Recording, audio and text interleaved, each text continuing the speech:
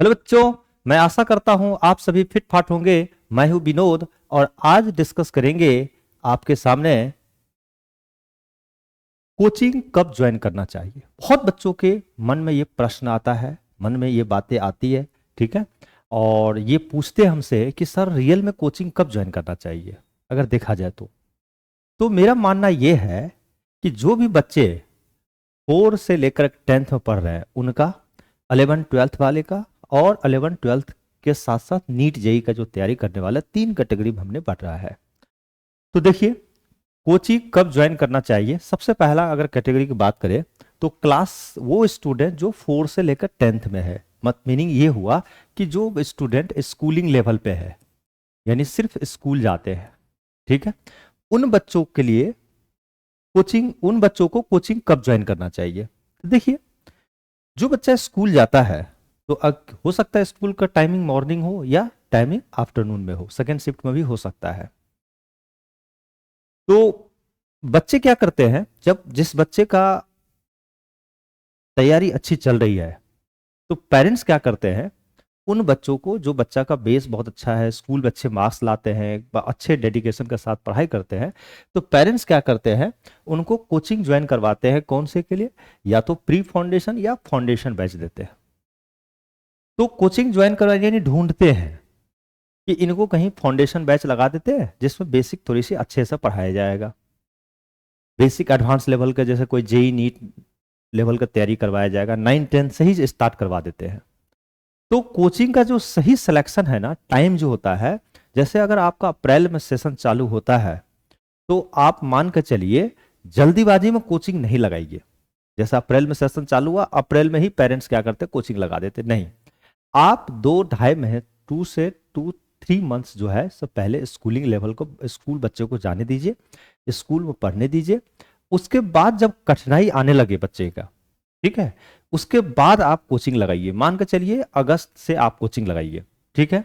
और कोचिंग लगाने के बाद, ठीक है, बच्चों को यह ध्यान रखना है कि स्कूल में जो पढ़ाया जा रहा है और कोचिंग में जो बनाया जाए उसमें ज्यादा गैप नहीं होना चाहिए। वही कोशिश ये रहे कि जो स्कूल में टॉपिक चल रहा है वही टॉपिक कोचिंग में चले, ताकि बच्चे को क्या होगा, एक मोटिवेशन मिलेगा और स्कूल में अच्छे मार्क्स आएंगे और वहां से बच्चे क्या करेंगे, चल पड़ेंगे अच्छे से। बहुत सारे पेरेंट्स कोचिंग वाले क्या करते हैं या ट्यूशन वाले क्या करते हैं, कि स्कूल में कुछ और टॉपिक चल रहे हैं, कोचिंग में कुछ और टॉपिक चल रहा है, उसमें क्या होता है, दोनों में कोऑर्डिनेशन होता नहीं है। वहाँ स्कूल में कोई टॉपिक का पढ़ा करके एग्जाम लिया, वहाँ नंबर खराब हो गया, वो डायरेक्ट इंपैक्ट पड़ता है कोचिंग पे। कोचिंग वाले अच्छा नहीं पढ़ाते, ऐसा कुछ नहीं है। दूसरी बात, अगर कहीं भी कोचिंग ज्वाइन करे तो आपका ग्रेड कोचिंग का, जैसे ए ग्रेड का कोचिंग है, B grade, C grade, D grade, थोड़ा सा अच्छे कोचिंग में, इंस्टीट्यूट में डाले जो कि ऑर्गेनाइज हो, कहीं भी किसी भी संस्था में ना डाले। क्योंकि मैंने देखा है कि 80% टीचर्स जो मार्केट में हैं वो पढ़ाते हैं जरूर, कोचिंग जरूर कराते हैं, लेकिन रिजल्ट अच्छा नहीं आता है। इसका कारण यह है, उनको अनुभव नहीं है, उसने स्टार्ट किया या उतनी अच्छे तरीके से ऑर्गेनाइज नहीं है। जो पढ़ाने के लिए पूरा इक्विपमेंट चाहिए वो पूरे इक्विपमेंट नहीं है उनके पास, ठीक है, जिसके कारण जो स्टैंडर्ड नहीं होती है। तो इसीलिए कि पेरेंट्स से मेरा सलाह है कि कोचिंग थोड़ी सी ग्रेडिंग देख करके थोड़े ठीक ठाक कोचिंग में आप एडमिशन कराएं। और एकदम स्कूल जब स्टार्ट हो ना, तो उसके कुछ दिन के बाद, स्टार्ट 2 2 ढाई महीने के बाद आप कोचिंग जाए। कोचिंग क्या करता है, आपको पढ़ने में हेल्प करता है, वो पढ़ाता नहीं है, वो आपको मदद करता है, ठीक है।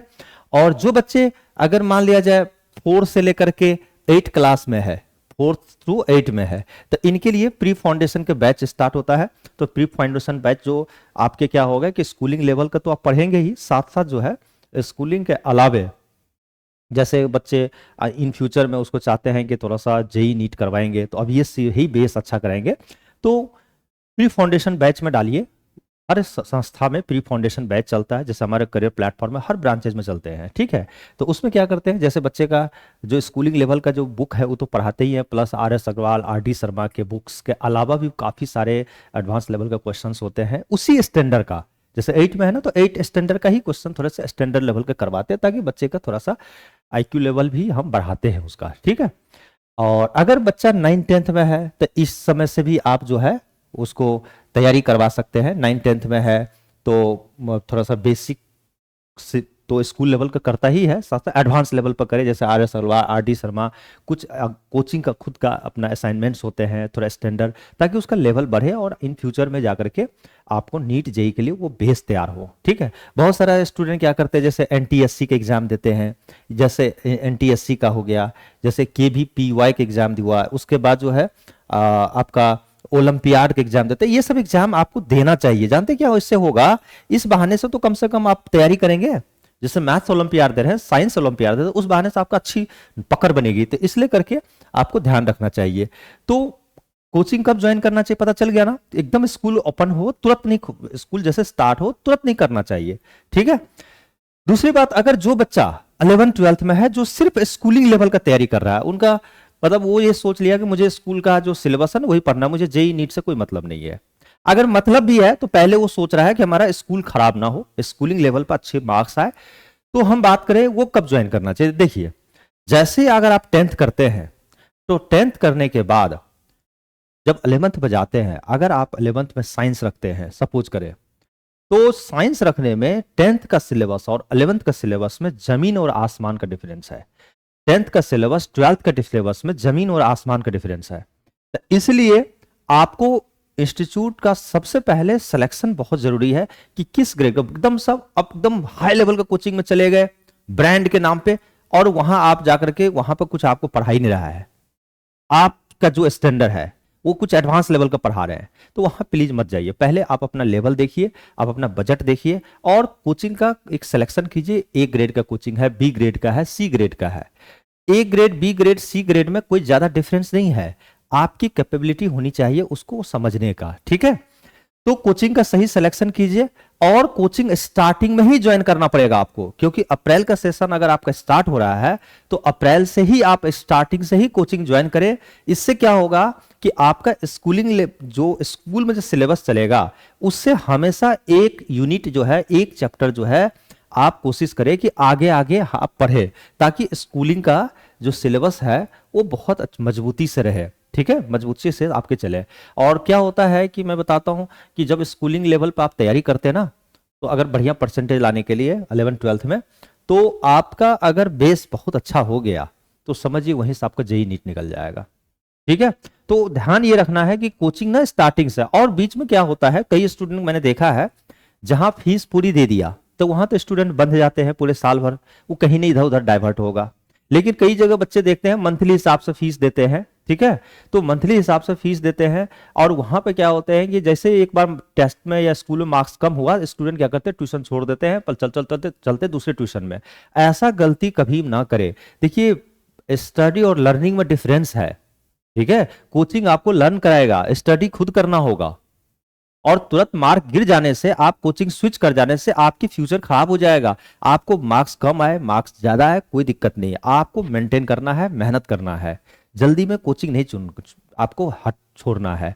पहले ही डिसाइड कीजिए कि कोचिंग किस लेवल का है, कुछ एक्सपीरियंस लीजिए, कुछ अपने दोस्तों से पूछिए, अगर ठीक है तब जाकर अगर ज्वाइन करते हैं तो आप क्विट ना करें, लंबी समय तक कोचिंग में बने रहे। इससे क्या होगा, रिजल्ट बढ़िया होगा। एक दो टेस्ट में रिजल्ट खराब हो जाने से आप जो है दूसरी जगह जाएंगे, फिर वो शुरुआत से पढ़ाएगा और आपका बेस खराब हो जाएगा। पेरेंट्स बहुत गलती करते हैं कि बच्चे का नंबर जब नहीं आते तो कोचिंग स्विच करा देते, ट्यूशन छुड़ा देते, दूसरे ट्यूशन ढूंढते, और ये ढूंढते ढूंढते पूरी साल खराब कर देते हैं। क्योंकि आप भी देखिए, होता क्या है कि हम पढ़ते ना, तो हम जितनी ज्यादा क्वेश्चंस लगाएंगे, जितनी ज्यादा प्रैक्टिस करेंगे, उसी बेसिस पर मार्क्स आपके आएंगे। लेकिन हम क्या करते हैं, जो टीचर ने पढ़ाया उतना ही पढ़ के चले गए, स्कूल में नंबर नहीं आएंगे। ठीक है, तो टीचर 100% होता है, कोई टीचर खराब नहीं होता, सब बेस्ट देता है आपको। तो इसीलिए स्कूलिंग लेवल पर अगर ज्वाइन करे कोचिंग, तो स्टार्टिंग में ही ज्वाइन कर ले। ठीक है, जैसे स्कूल स्टार्ट होता स्टार्टिंग में कोचिंग ज्वाइन कर ले, ताकि पूरी एक साल जो है आपको कंप्लीट पढ़ना पड़ेगा, और एक रेगुलर बेसिस पे आप कोचिंग क्लासेस ज्वाइन करें। ठीक है, उसके बाद जो अगर कोई बच्चा क्या होता है कि नीट और जेई और विथ स्कूलिंग, मतलब बच्चे क्या करते हैं, 10th किया, 11th में गया, और उसको टारगेट बना लिया कि मुझे डॉक्टर बनना है या इंजीनियर बनना है, तो या तो जेई या तो नीट निकालेगा। तो उनको भी क्या होना चाहिए कि 11th में पूरी तरह से स्कूलिंग पर फोकस करना चाहिए। समझ रहे बातों को? क्या होता है कि बच्चे 10th में आए, 10th के बाद जो ना 11th में आया, एकदम हाई फाई इंस्टीट्यूट में जाकर एडमिशन ले लिया। अब वहां नीट जेई का पूरा ड्रॉपर बैच है, रेगुलर वाले बैच है, सबको मिक्स करके वो पढ़ा रहा है। आपको समझ में आएगा ही नहीं, क्योंकि आपको बेस मिला नहीं है। तो अगर नीट जेई का कोचिंग ले रहे हैं तो उस समय आपका एक ही काम है कि सबसे पहला किसी भी अच्छे संस्था में जाते हैं तो वहां 11th क्लास में पूरी तरह से स्कूलिंग पर ध्यान दें। जब स्कूलिंग पर आप ध्यान देंगे तो 11th में आपका बेस और फाउंडेशन बहुत अच्छा हो जाएगा। फिर जब आप 12th में जाए, ठीक है, तो स्टार्टिंग से प्लान कर लीजिए। ठीक है, अगर आपको जेई का एग्जाम देना है तो एक तो एग्जाम आपको दिसंबर जनवरी में हो जाएगा सेशन 1 का, और सेशन 2 का आपको अप्रैल में होगा। तो अगर आप सेशन 1 में आप नहीं दे पा रहे हैं तो सेशन 2 में दीजिए, या दोनों में दे सकते हैं आप। ठीक है, तो पहले वाला देना चाहते तो पहले वाला दे दीजिए। तो ये टारगेट बनाना पड़ेगा। 12th में जाकर के आप डिसाइड कीजिए कि मुझे किस तरह से 8 से 10 महीने का टारगेट बनाएंगे, और उसके अकॉर्डिंग आपको सेल्फ स्टडी करके कोचिंग का हेल्प से आपको पूरी तरह से तैयारी करना पड़ेगा। लेकिन ध्यान रखना है कि 11th में पूरी तरह स्कूलिंग पर स्टूडेंट क्या करते हैं, नीट जेई का तैयारी में लग जाते हैं, 11th को छोड़ देते हैं, 11th डैमेज हुआ, फिर 12th डैमेज हुआ, बाद में क्या होता है कि कहीं का रिजल्ट नहीं बनता है, ना स्कूलिंग का बना ना नीट जेई में बना। ठीक है, तो इसके लिए कोचिंग भी आपको स्टार्टिंग में ही ज्वाइन करना है। अप्रैल के सेशन से अगर स्टार्ट होता है अप्रैल में ज्वाइन कर लीजिए। ठीक है, और उसके बाद एकदम स्टार्टिंग से पढ़िए। और 11th में है तो पूरी फोकस करेंगे 11th का। अगर 12th में है तो जीई प्लस या नीट की तैयारी कर रहे हैं, साथ साथ 12th का ध्यान रखेंगे। इधर 12th का पेपर देंगे, उधर से जो है सो जेई नीट में आपका सिलेक्शन होगा, इधर से आप स्कूल से निकलेंगे, कॉलेज में एडमिशन मिलेगा। और जब गैप नहीं होता है ना, तो फाइनल ईयर में जब जाएंगे ना इंजीनियरिंग कॉलेज में, तो वहां कैंपस सिलेक्शन होगा और लाखों करोड़ों का पैकेज मिलेगा आपको। कुछ स्टूडेंट क्या होते हैं, ड्रॉपर होते हैं। बहुत सारे स्टूडेंट क्या किया कि कोशिश तो किया लेकिन सिलेक्शन नहीं हुआ। इसीलिए नहीं हुआ कि कहीं ना कहीं उसका कमियां रहा होगा। ठीक है, तो क्योंकि सबके फैमिली का कुछ ना कुछ प्रॉब्लम चलते ही रहता है, ठीक है, हर फैमिली में, तो किसी कारणवश उसका नहीं हो पाया। तो उनको भी घबराने की जरूरत नहीं है। जो ड्रॉपर बैच है ना, ठीक है, अगर आप एक बार कोचिंग ले लिए हैं और आप चाहते हैं कि दोबारा हम फिर से कोचिंग ले, अगर पढ़ाई में कमी है, अगर लग रहा है थ्योरी नहीं समझ में आया, कॉन्सेप्ट अच्छा नहीं है, तब तो कोचिंग लीजिए। और नहीं, अगर अच्छे से कोचिंग ले चुके हैं 12th में, तो प्लीज 12th के बाद कोचिंग ना ले। ठीक है, कोचिंग ट्यूशन क्या करता है, आपके दिमाग को कमजोर करता है। समझ रहे बातों को। कोचिंग ट्यूशन एक समझिए, अगर आपकी कमियां हैं तो उसमें मदद करेगा। ज्यादा कोचिंग ट्यूशन लेने से आपका दिमाग कमजोर हो जाएगा। ध्यान रखिए, खुद कोशिश करें, खुद सेल्फ स्टडी करेंगे तो ज्यादा बेनिफिट होगा। कोचिंग आपको मदद करता है, कहीं पर दिक्कत आ रही नहीं समझ में आ रहा, वो मदद करेगा। तो जो भी ड्रॉपर बैच है या ड्रॉपर स्टूडेंट है, तो उनसे सलाह ये है कि अगर आप कोचिंग नहीं लिए हैं बढ़िया से, तो फिर से रिपीट करें। ठीक है, एकदम टाइमली कोचिंग ले। ठीक है, और एग्जाम से 2-3 महीने पहले सिलेबस कंप्लीट कर ले। देखिए मैं बताता हूं, अभी का अगर हम मंथ की बात करें, तभी अक्टूबर चल रहा है। रियल में अगर देखा जाए ना, जो नीट जेई का कोचिंग तैयारी कर रहे हैं ना, जो रियल में टाइम होता है ना, अक्टूबर, नवंबर और दिसंबर, यही 3 महीना होता है पढ़ने का। ठीक है, अक्टूबर, नवंबर, दिसंबर, ये 3 महीने जो स्टूडेंट मेहनत कर लिया, इसी पर रिजल्ट डिपेंड करेगा। क्योंकि इसी 3 महीने में स्टूडेंट लापरवाही क्या करते हैं, ठीक है, लापरवाही क्या करते हैं, अपना खुद का एक दोस्त बना लेगा। ठीक है, दोस्त जनरेट कर लेगा, संगनी बना लेगा। ठीक है, समझ बातों को। ये समय क्या होगा, ये टाइम वेस्ट करेगा। ठीक है, और वो इमोशनल अटैच करके, क्योंकि ये समय जो है ना फेस्टिवल का, त्योहार का समय है ये, तो इसी समय जो है पढ़ने का टाइम होता है। ये समय क्या होता है, स्टूडेंट डाइवर्ट हो जाते हैं। तो इसी 3 महीने इधर अच्छे से पढ़ना है आपको। ठीक है, रियल में सिलेक्शन के ये 3 महीने हैं। उसके बाद जो है आपका, अगर नीट की तैयारी कर रहे हैं, अगर तो नीट में अगर आप तैयारी कर रहे हैं तो इसका एग्जाम मई में होगा। तो फिर मार्च और अप्रैल पढ़ने का समय है। ठीक है, 3 महीने इधर और 2 महीने लास्ट के, यही 2 महीने पढ़ के आप सिलेक्शन लेंगे। ठीक है, अगर आप जेई की तैयारी कर रहे हैं तो आपका तो दिसंबर में पेपर है, तो 3 महीने तो मस्ट है। और यही 3 महीने क्या करते हैं, फेस्टिवल का समय है, त्योहार का जो समय है, इसमें क्या करते हैं लोग, टाइम वेस्ट कर देते हैं। ठीक है, लापरवाही कर देते हैं, पढ़ लूंगा और काम खराब हो जाते हैं। इस समय 2-3 महीने में संभलता नहीं है। तो प्रॉपर तरीके से, प्लान तरीके से जब तक नहीं करेंगे ना, तब तक सिलेक्शन नहीं होगा।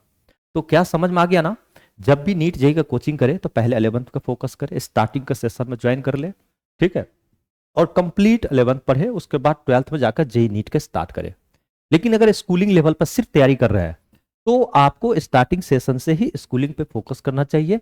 कुछ रेफरेंस बुक जैसे एनसीईआरटी के अलावा भी कुछ बुक्स वगैरह टीचर की सलाह से, जिस इंस्टीट्यूट में आप पढ़ रहे हैं, उससे प्रैक्टिस करें क्वेश्चंस को। ऐसे नंबर नहीं आते हैं, क्योंकि हर कॉन्सेप्ट में अगर मल्टीपल क्वेश्चंस करेंगे ना, तब आपका ये दिमाग ओपन होगा। ठीक है, हमें भी दिक्कत हुआ, आपको भी दिक्कत होगा, हमारे सर को भी दिक्कत हुआ, तो ये जो है ना, इस चीज तरह ये तरीका है ये पढ़ने का।